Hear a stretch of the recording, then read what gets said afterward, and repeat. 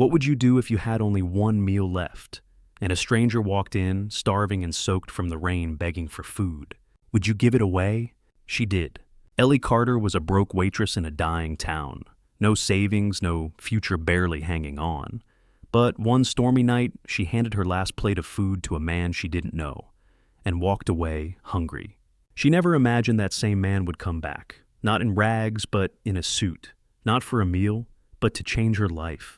What started as a quiet act of kindness would unravel into a story of second chances, love found in the unlikeliest place, and a question we all have to answer.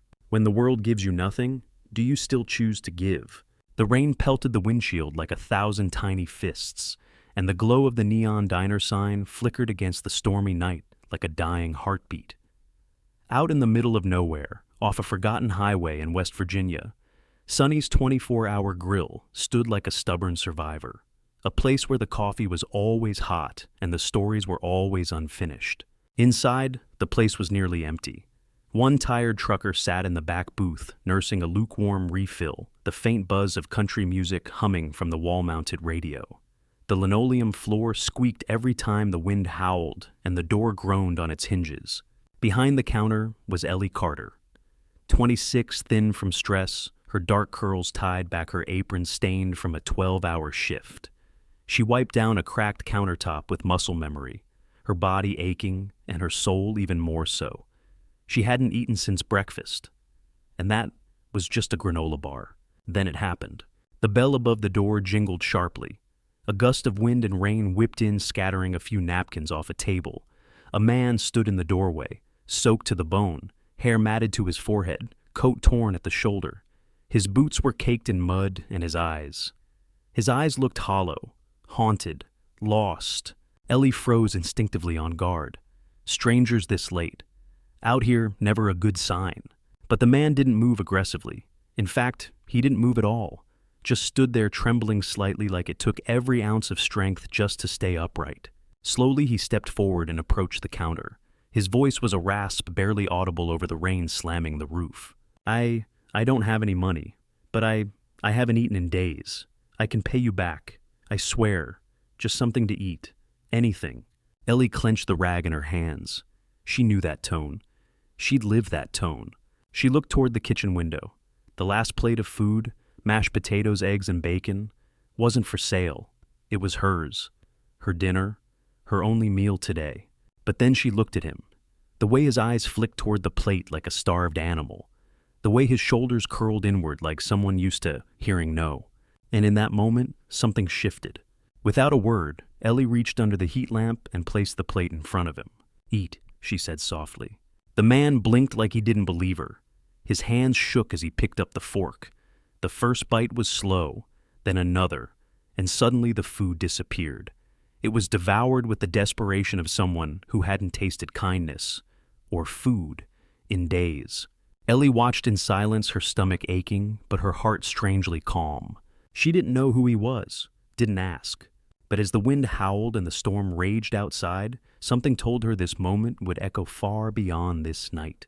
Because sometimes the smallest act of compassion happens at the exact moment it's needed most. And this was only the beginning.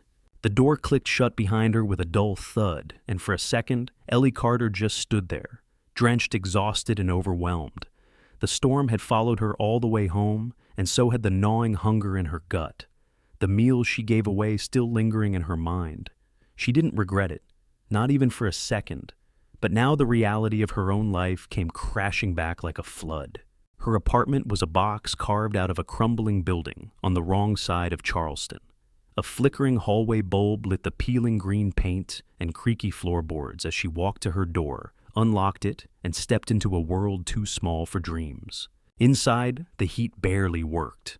The radiator clanged like a dying engine, and the musty scent of old carpet clung to the air like a stain. The place was part living room, part kitchen, and all claustrophobia. A single worn-out couch sat under a window sealed with duct tape. She dropped her purse on a milk crate she used as a side table and ran a hand over her face.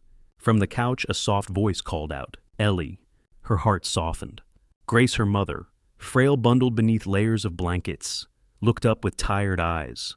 A once vibrant woman, now shrunken by illness and years of bad breaks. Her skin had grown pale, her breathing shallow but steady. Ellie knelt beside her. "You should be asleep. Couldn't you eat?" The question was gentle, but it hit like a punch.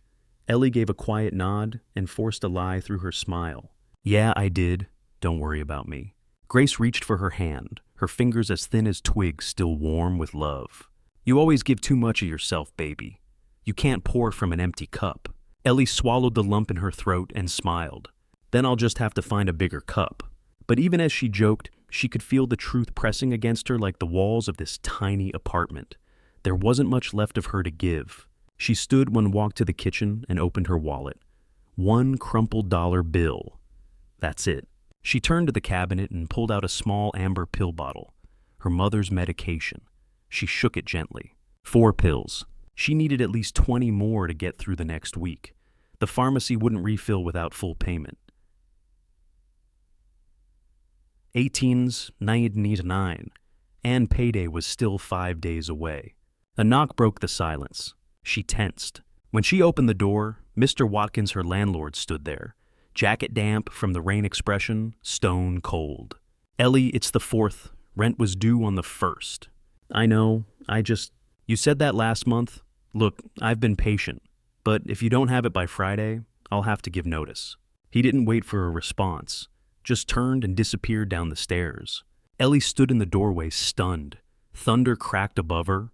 She had nothing, no money, no food, no plan, and yet her mind kept going back to the man in the diner, the way he looked at her when she handed him that plate, like no one had ever seen him before. "I did the right thing," she whispered to herself. But as she curled up on the couch next to her mother and watched the storm claw at her window, one haunting question echoed in her heart. Will things ever get better?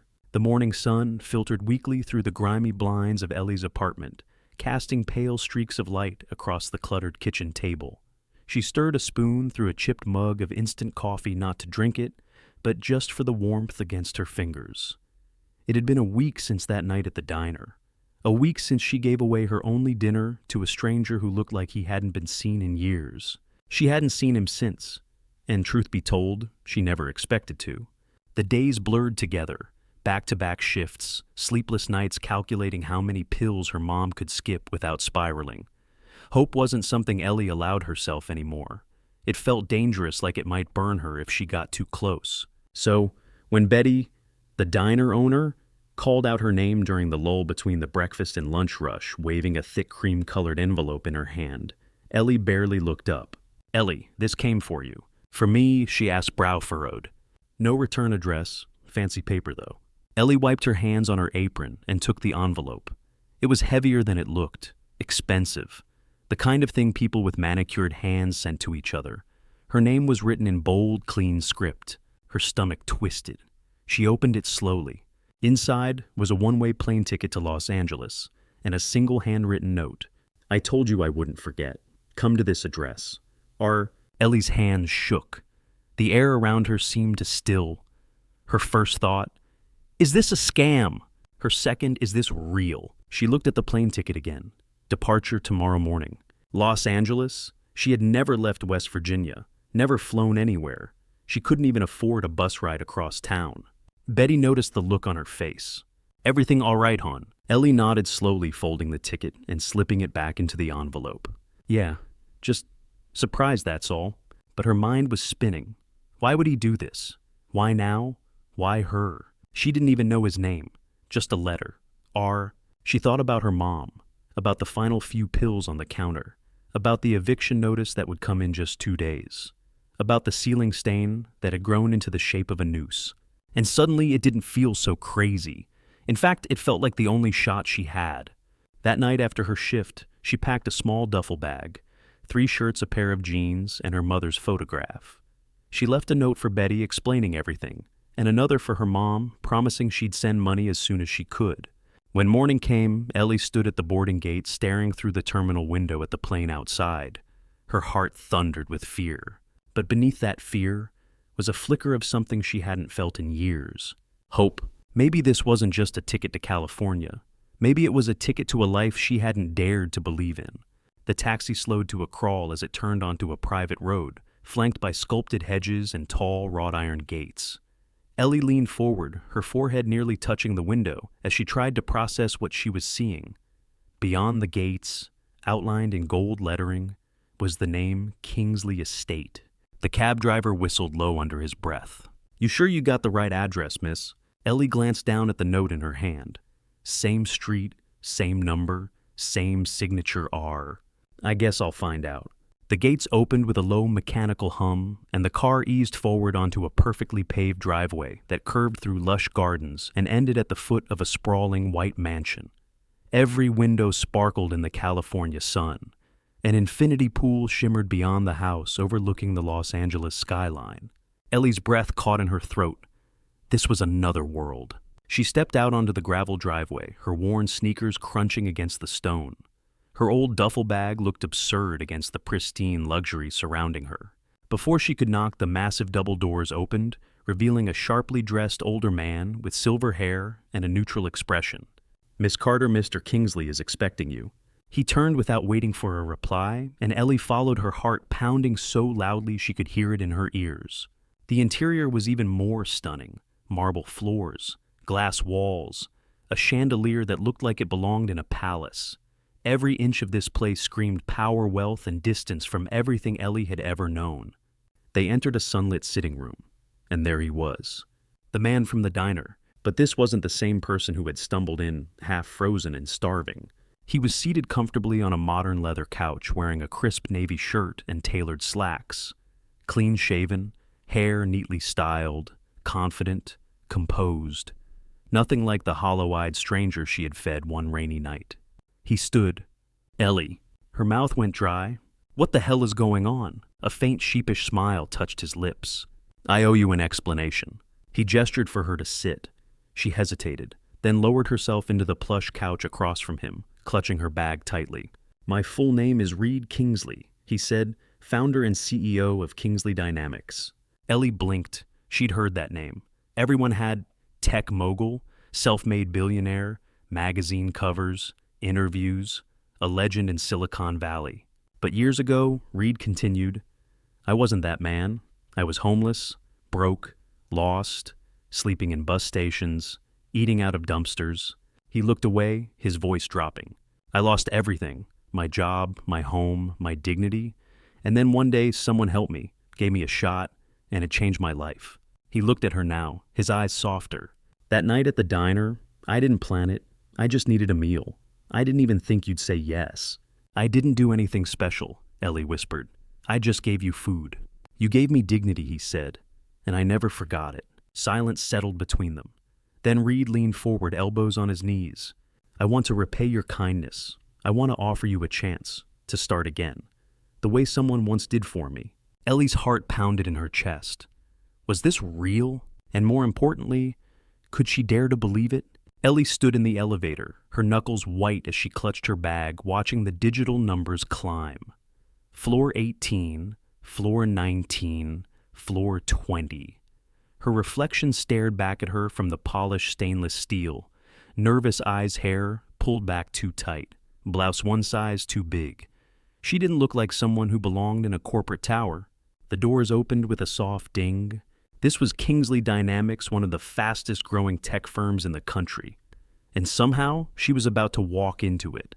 Not as a temp, not as a receptionist, but as a junior assistant in the business development department.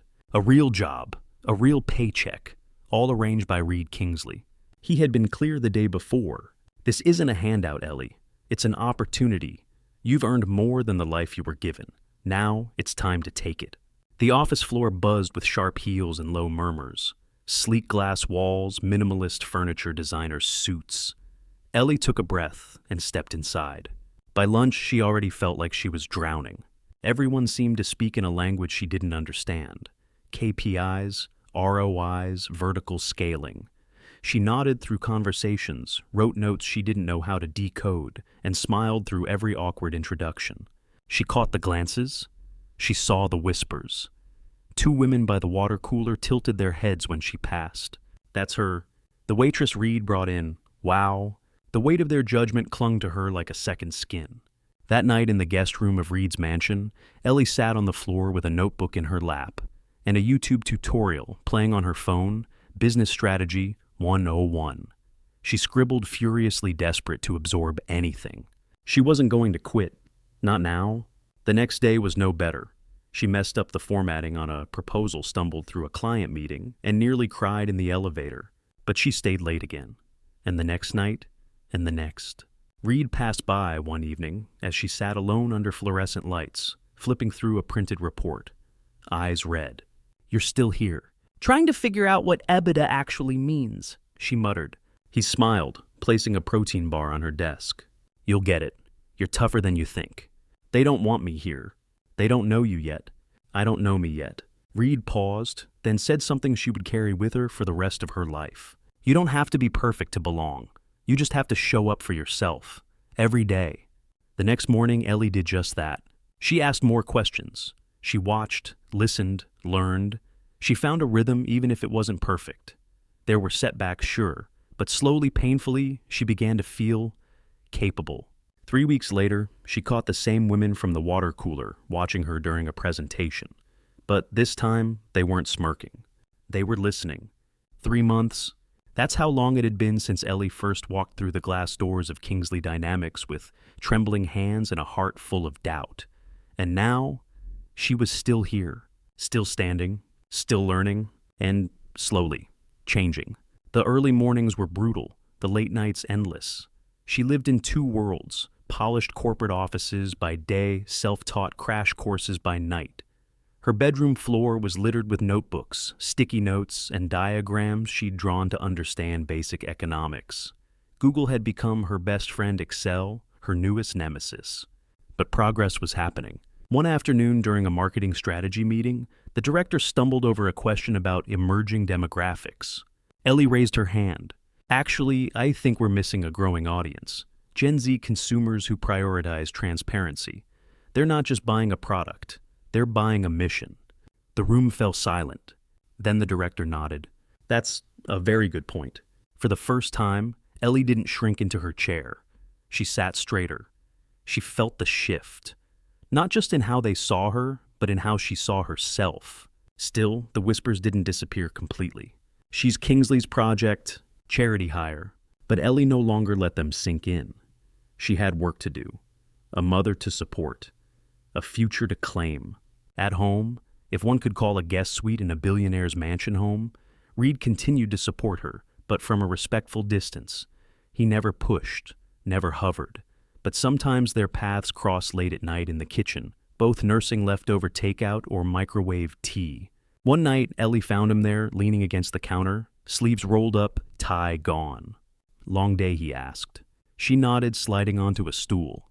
"I rewrote a proposal 4 times before realizing I was solving the wrong problem." He chuckled. "That sounds like most of my 20s. She looked at him. Not the CEO, not the man on magazine covers, just Reed with laugh lines and tired eyes and a quiet way of making her feel safe. She wasn't blind. She noticed the way he looked at her sometimes, the way his voice softened when they spoke, the way he always made sure she had everything she needed, but never too much, never enough to make her feel small. And she noticed something in herself too, a spark, a warmth, a flicker of something that hadn't existed in her chest for a very long time. Trust. At work, she continued to prove herself. She collaborated on projects, contributed ideas, and even trained a new intern. 3 months ago, she had no idea what a market trend analysis was. Now she was leading one. And Reed noticed he wasn't just watching her become something more. He was watching her become herself. And with every passing day as she gained confidence in the boardroom, she also started to feel something stirring in the quiet spaces between them, something neither of them dared to name. Yet, the night of the gala arrived like a thunderclap, sudden, overwhelming, and impossible to ignore. Ellie stood in front of the full-length mirror in her guest suite, trying not to panic. The dress, a sleek navy gown with delicate lace at the sleeves, had been chosen by Reed's assistant. It fit perfectly, too perfectly, like it belonged to someone else, someone who grew up attending charity balls and sipping champagne on rooftops. Not a girl who used to count quarters for gas money. She smoothed her palms down the fabric and tried to breathe. "You ready?" Reed's voice called from the hallway. She stepped out, and for a moment he just stared. "You look—" He paused, searching for the right words. "Incredible. Like an imposter," she muttered. He offered a small smile. "Trust me, you belong." But that wasn't how it felt when they arrived. The Kingsley Foundation Gala was held in a grand ballroom with vaulted ceilings, crystal chandeliers, and walls dripping with gold trim. The guests, CEOs, philanthropists, senators, moved with the kind of confidence that came from generations of inherited wealth. Ellie tried to blend in, tried to hold her glass just right to nod when others spoke about hedge funds and private equity. But every laugh felt hollow, every word a foreign language. She caught the glances, not cruel, not overt, but pointed. A man in a tux leaned in to one of Reed's partners. "Is that her, the one from the diner?" Another whispered, "She's just a project." Ellie turned away from the murmurs and slipped out onto the balcony. The night air was crisp, the city lights below glittering like a universe she couldn't touch. She wrapped her arms around herself and leaned on the railing, trying to push down the sting in her chest. This wasn't about the dress. This was about the truth. No matter how far she had come, this world still felt like a costume. The language, the rhythm, the elegance, it all belonged to someone else. She felt Reed's presence before she heard his voice. "You okay?" She didn't turn, just needed some air. "You're doing great in there. They're not the problems," she said quietly. "It's me." He frowned. "What do you mean?" She turned to him, eyes glossy. "I don't belong in there. I don't think I ever will." Reed stepped closer, but not too close. "Not yet. You've earned every inch of where you are. Maybe, but I'm still that girl from Charleston. And no matter how hard I try, I don't think I want to change that." They stood in silence for a long moment. Ellie didn't say anything else, and Reed didn't push. Because somewhere in that quiet, both of them knew something had shifted. A fracture had formed. Not in what they felt for each other, but in the fragile bridge between the two worlds they came from. The days that followed the gala felt heavier, like walking through fog with bricks in her shoes. At the office, Ellie continued to perform. She showed up early, delivered sharp insights in meetings, and smiled when spoken to, but beneath the surface something had fractured. The gala hadn't just shaken her confidence, it had confirmed what she feared most. This world wasn't built for people like her, and no amount of learning or adapting could erase the feeling that she was always one misstep away from falling back into the life she'd barely escaped. Reed noticed the change. She laughed less, stayed quieter in meetings. She no longer lingered in the kitchen late at night. The easy conversations and subtle glances they used to share. Gone. Something unspoken had come between them. One evening, as she packed up her things long after everyone else had gone home, Reed appeared in the doorway of her office. "Ellie." She looked up, startled. "Hey, didn't think anyone was still here." "Neither did I." He hesitated before stepping inside. "You've been distant." She lowered her eyes to her laptop screen. "Just busy. Is that all it is?" The silence stretched too long. Finally, Ellie stood, sliding her bag over her shoulder. "I don't know if I can do this, Reed." His brows knit together. "Do what?" "This life," she whispered. "Your world. The business. The pressure." She looked at him now. Really looked. The man who had once walked into her diner, desperate and invisible, now wore the armor of the elite. Suits, meetings, power. But even now she could still see the man beneath it, the one who devoured a plate of eggs like it was the first act of kindness he'd tasted in years. "I thought I could fit in," she said. "I really did. But I feel like I'm losing myself." Reed's voice was quiet. "I never asked you to change." "You didn't have to," she replied. "This place, these people, they expect it." She paused, then added, "And I don't want to wake up one day and not recognize the girl who gave you that plate of food." Reed's jaw tightened, emotion flickering behind his eyes. "So, what are you saying?" Ellie took a breath that seemed to echo through the room. "I need to go, back home, back to what's real for me." He looked away, then nodded slowly. "I don't want you to leave." Her voice trembled. "I know." And that was it. No dramatic goodbye. No last kiss. Just two people standing on opposite ends of a life neither of them had expected. Knowing love wasn't always enough to bridge the space between two different worlds. The next morning, Ellie packed her bag, called a cab, and left the mansion without fanfare. As she pulled away, she caught one last glimpse of Reed standing at the front doors, hands in his pockets watching her leave. And in that silence, something shattered. Because sometimes walking away is the bravest thing a heart can do. The bell above the door chimed with a familiar jingle, and Ellie Carter looked up from the coffee pot, forcing a smile that barely touched her eyes. "Welcome to Sonny's. Sit anywhere you like." It had been a month since she left Los Angeles. A month since she'd walked away from a life she never imagined, and a man she had started to love. She was back where it all began, back in Charleston, back in her old apartment, back at the corner booth of Sonny's 24-hour grill. The scent of frying bacon and burnt toast clung to her clothes, and the ache in her feet reminded her that some things never change. And yet, at first it had been a relief to breathe air that didn't reek of ambition. To see her mother smile again, to sleep in her own bed, to hear the clatter of the diner that had always been her second home. But as the days turned into weeks, the numbness set in.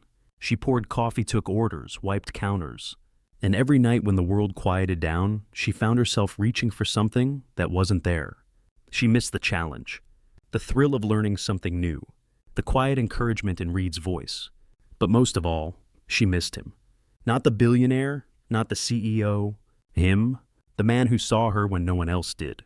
The man who believed in her when she couldn't believe in herself. She tried to push the thoughts away, tried to convince herself that she'd made the right decision, that she had chosen her life, the one rooted in grit and honesty, not glitz and glass towers. But late at night, lying awake on her sagging mattress, the truth haunted her. She hadn't just left a job. She hadn't just left a man. She had left behind the version of herself she had almost become. The stronger version, the bolder one. And she missed that woman more than she could say. Her mother noticed the distance, too. "You sure you're okay, baby?" she'd ask gently. "Just tired," Ellie would reply. But fatigue wasn't the problem. It was longing. One slow Tuesday afternoon, the diner was nearly empty. Ellie was restocking sugar packets when the door opened again. "Sit anywhere you like," she called without turning. No response. She looked up. Her heart stopped.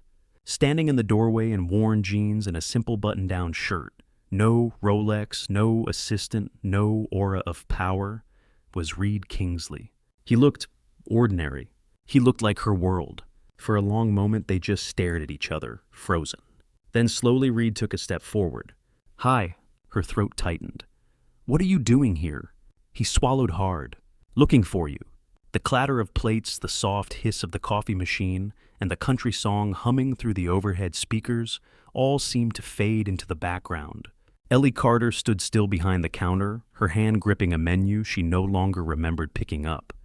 Reed Kingsley, the man she had walked away from, was standing right in front of her. And he wasn't wearing power. He wasn't cloaked in money or prestige. He was just Reed, hair a little messy, shirt sleeves rolled up, eyes tired but clearer than she'd ever seen them. "Can we talk?" he asked gently. Ellie nodded, motioning toward the far booth in the corner. The same booth where she'd given him his first plate of food that rainy night months ago. The place where it all began. They sat in silence for a moment, the distance between them thick with everything unsaid. Reed finally broke it. "After you left, I tried to go back, to work, to the boardroom, to everything that made sense before you walked into my life." He smiled faintly, but it didn't make sense anymore. Ellie stared down at her hands. Her fingers trembled slightly, but she didn't stop him. "I kept telling myself that it was better this way." He continued, "That you were happier, that I was fine, but I wasn't. Ellie, none of it matters without you." Her breath caught. "You don't belong in my world," he said, "and I don't belong in yours. But maybe we could make our own." She looked up, blinking through a blur of tears. "You gave me a chance when I didn't believe I deserved one." He said, "Not just at the diner. Every single day after, you made me want to be better. Not richer, just better." Ellie tried to speak, but emotion swelled in her throat. "I don't care where we are, what we do, or how much we have," Reed said softly. "I just want you, the real you, the woman who handed me a plate of food when she had nothing, the woman who changed everything." He reached across the table, his hand palm up, a silent question, a choice.